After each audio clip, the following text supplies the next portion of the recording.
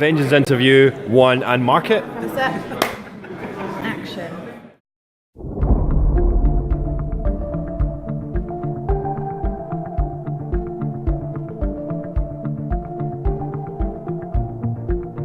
You better stop shooting your mouth off, pal. Or you're a dead man.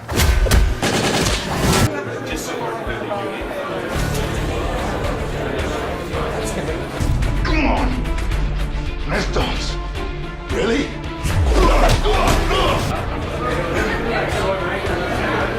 Not for vengeance!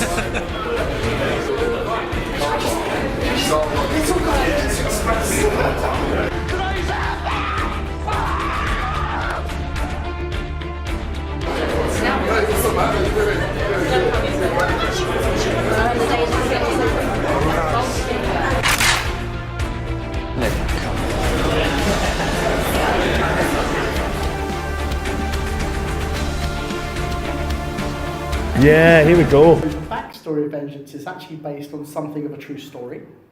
Some years ago, there was a news story about essentially some squaddies or some soldiers who tried to smuggle a massive block of heroin in from Afghanistan.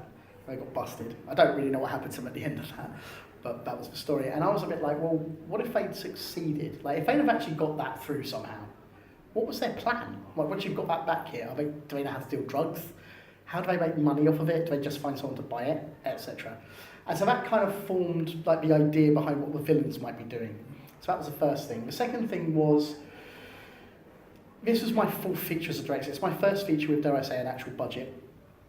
And the whole idea was, if I'm going to be doing an action movie, what I didn't want to do, the vast majority of British independent genre films tend to be gangster films and hooligan films. And I'll be honest, there's a few I love, but a lot of them I just don't really feel. And so my feeling was, if I'm going to do a contemporary action film again, what's the next step up? And in my head it was, well, military, essentially, or military characters. It gives you scope for fighting and for weapons and so forth. So really that's kind of the crux of it. And then that then formed around what I really wanted to do, which was, dare I say, a man on a mission movie, a Punisher type movie, quite honestly, a vigilante type movie, a man against the odds movie.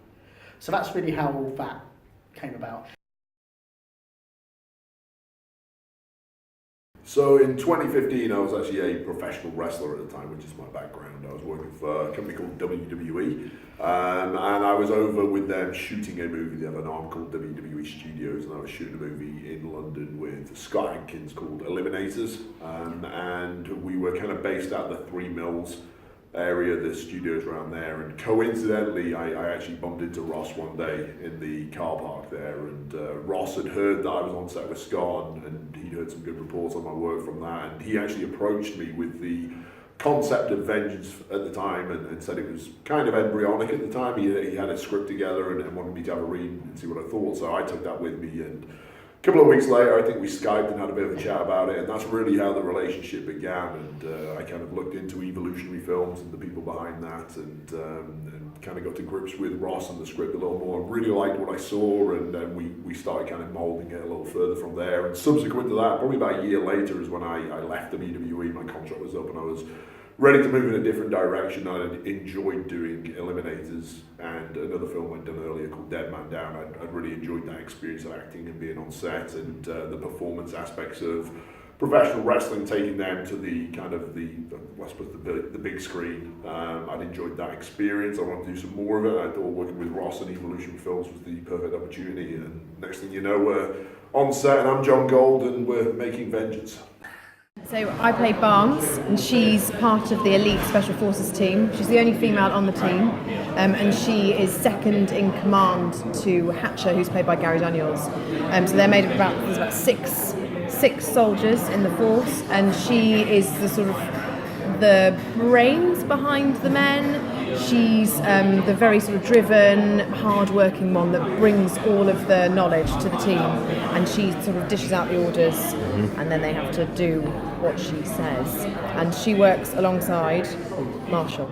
I think people watching Vengeance, maybe they won't necessarily be expecting this, but actually I think there is a drama at its heart. It's also light-hearted in places too, and I think that's what kind of grounds the characters and the story and enables the action scene. I think it gives the action scenes hopefully more meaning when they come to it. It's not just the film stops for a fight. I mean, Stu and I talked a lot about even like the psychology of the characters when they fight. We changed some choreography specifically, in fact, for your final fight with Gary Daniels. Because you were really, in a good way, like you obviously take a lot of thought about your character. You're like, there's a certain bit of choreography which involves spitting, which you were like, you just wouldn't, in terms of what you were trying to bring to the screen. And when we flipped it, it made so much sense. Sure. I think Ross is really, really good with dialogue, and that's something that I really respect his style in the film. The background I come from in professional wrestling, we do have a bit of dialogue, but we are telling stories mainly with our bodies and with our fight sequences. So I feel something I could offer to Ross in the kind of consultation phase or talking about scenes and stuff was my view of psychology of a fight scene. How even if we're saying nothing, we are telling a story with these moves, and there's certain moves that as the good guy I can do and I can't do, and vice versa with the bad guy can't do this, and there's way that a fight has to flow where the psychology of it has to make sense from a good guy versus bad guy perspective. And that was something I was very, very forward with Ross in offering, and I think it probably gives an interesting take on some of the fight scenes in the film that perhaps other actors or people not from a wrestling background might not have perceived it in that way. So that's something I bring unique to the film, and I'm always going to be vocal about bringing that forward. And fortunately, I had a great sounding board with Ross where we could kind of bounce ideas off each other and not take offence when, hey Ross, I see it this way, or hey Stu, that's a terrible idea, we're not going to do it that way. Whatever it might be, it's good to work with. I mean, in the end, it is a collaboration. What is there to say about Marshall? He likes his violence, he likes his fun, he does it all with a bit of tongue-in-cheek. He's a loose cannon. He's a loose cannon, yeah. There's those moments in the film where he kind of goes off on one, he's a bit gobby. Yeah, he does. Tries to sort of pull him back in. Yeah. He wants to go off and just be very dramatic about it. He's like, he wants to be on the roller coaster all the time. He doesn't realise he's on a waltzer. But the whole thing, there is an interesting dynamic among the characters because you've got Alan Carlton who plays Lambert. He's kind of quite quiet and a bit more of a strategist, and you've got Marshall who's a little bit more colourful, and he wants to be seen to obeying orders as well. So there's a nice variety of different archetypes and almost like in a kind of caricature type way. And Ross is a big fan of movie villains, and he wanted to see that kind of diversity among us. So it was just a case of kind of keeping that in balance and just making sure that there was enough of every kind of little different variation of characters throughout the story. Yeah.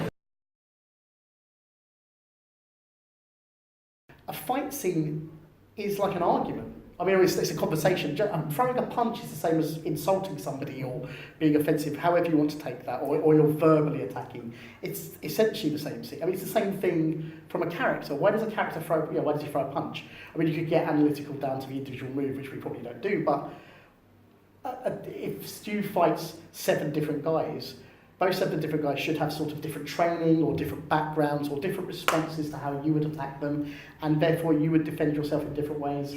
We don't get to the minutiae of that all the time, but like your fight with Brian Larkin, for example, which is a one-on-one, is still very different to your fight with Gary in this sort of fairly short space of time in the final showdown, but they're totally different, as they would be. And I think, and just those 2 fights alone, there's a very different language going on, I think, between you and Brian and you and Gary. I worked alongside Gary a lot more than I did Stu. Gary was great to work with in that he has done so many action films. He was my kind of guru. So whenever I needed help with using a gun or movement in fight sequences, he was just really helpful. He was also just a lot of fun. I particularly enjoyed, we were in the forest just looking over and Gary Daniels was just in the splits. Yeah. Just hanging out. Well, he's having a sandwich, That's how he warms up. He's having a sandwich on, he's sending a text as he's doing the splits, straight into the splits. And then Stu was just I didn't work with him very much, only in one particular scene. Yeah, won't spoil. But he was just lovely, really understanding, because he's a huge guy, and I was a foot smaller than him. So the way that he was really careful with how he worked with me, because it was quite a sort of a physical scene. He was just a dream to work with. Both the guys were great. I mean, Gary's a legend. Obviously, he hates to be called that, but he is a legend. Stu was I think it's his first movie as a lead, isn't it? That's right. Yeah, so he was just open to watching other people's process, and he would come to you and say, you know, what are you thinking? What do you think I should maybe do? And he was just very curious, very professional, great fun to be around. And, you know, there is the Wade Barrett persona, but Stu as an actor is just like every other actor. He's just like any other actor I can ever think of. They just want to do the best job. And with Gary, he was, as you were saying, he's trying to be there to help where you maybe are lacking.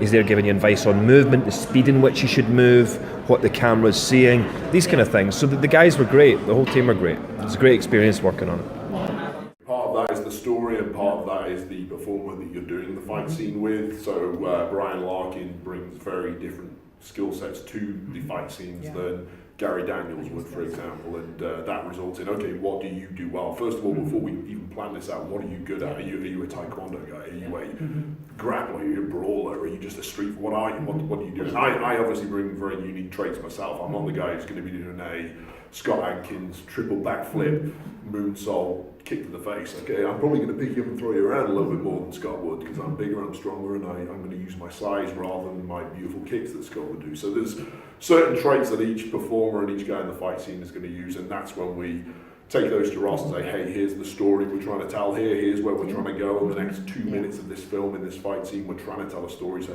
how do you think we should fit these moves in and tell that story? And then also you've got the story beats of the actual scene itself. There's usually, whether it's how a character's fate in that fight, or what has to happen by the end of this fight around the choreography. Sure. And Andrei Nazarenko, our choreographer, again took that to heart. He prevised a lot of stuff which was really helpful, which helps us to look at that and go, maybe, or some things we would change here and there, depending. Okay. But that was really helpful as well, so you could sort of get the shape of something, the shape of the fight, before they're just jumping in and filming it, kind of thing. Because we have very little time to prepare. Mm-hmm. I really respect what this film festival is doing. Fighting Spirit Film Festival is the only festival that I'm aware of in the UK that essentially promotes action films. And there's a lot now of indie action happening in the UK. It's been growing, I think, over the last 10 years. So it's wonderful that there's actually a showcase for that, for shorts and for features. So as a filmmaker, I feel really privileged that partly I've had a film hit shown here previously, and partly to see the other films that are showing here, that our film is showing amongst. I mean, you've got Enter the Dragon tonight, and before that, there's the premiere of our film. So I just feel, personally, I really love that. Yeah. Making action movies in the UK is nobody's bread and butter. It's important that the film festivals like the Fighting Spirit Film Festival, like what Sue is doing, is building a community of martial artist actors, athletes, creative individuals, whether it be stunt performers, writers, directors, and bringing people together to forge relationships that will then and hopefully in turn become collaborations. It's essential, and there should be more of it. Yeah, it's really cool. This is my first time I've been at the Fighting Spirit Film Festival, but to be invited here and to be part of to have the Film Vengeance part of there alongside the calibre of movies that are involved in this festival is a huge pat on the back to the movie itself and to Ross and myself and everyone involved in it. So we're thrilled to be associated with it, and we've just been out there meeting people from who are going to be in the audience watching it, and they're all very excited. It's so cool to meet people who are excited for British film and excited for British action movies and to see Vengeance, and can't wait to see what they think of it. Yeah, everyone seems to have a real sort of shared interest, and everyone's very passionate. I've never been to I've been to film festivals before, but usually for dramas, for short films that I've done. But yeah, this is everyone's. It's a great vibe here. It's a great energy. Yeah, it's very alive. Lovely atmosphere. Everyone's on the same wavelength. There should be more of it. Yeah. Try at the camera. Yeah, if you're an action film fan in the UK and you haven't come to this film festival, I think you should be a little bit ashamed of yourself. Not just because of our film, because I wanted to see our film, but it's really important. No one's paying me to say this. I'm just saying, but it's really important to get behind the genre that you love, if you can. I really believe that. Even if you're just social mediaing or whatever, you should be attending this, because we want this to continue. I want this to continue, and I think all of the fans here want it to continue. I want to bring Vengeance 2 here next year. Quite bluntly. I think next year might be a little too soon. I think the year after, knowing how particular you are about the editing process, Ross, and believe me, I've experienced that with Vengeance 1. It's for a good reason, but it's a drawn out process. So hopefully Vengeance 2 we can kind of wind it up a bit quicker, but we'll see. We'll see. I feel like 2020 might be our bad day. We'll be bringing a wet print. It's just finishing editing it. Finish editing while we're screening it. We'll just do the live action version. We'll do it on stage. Play it out for real.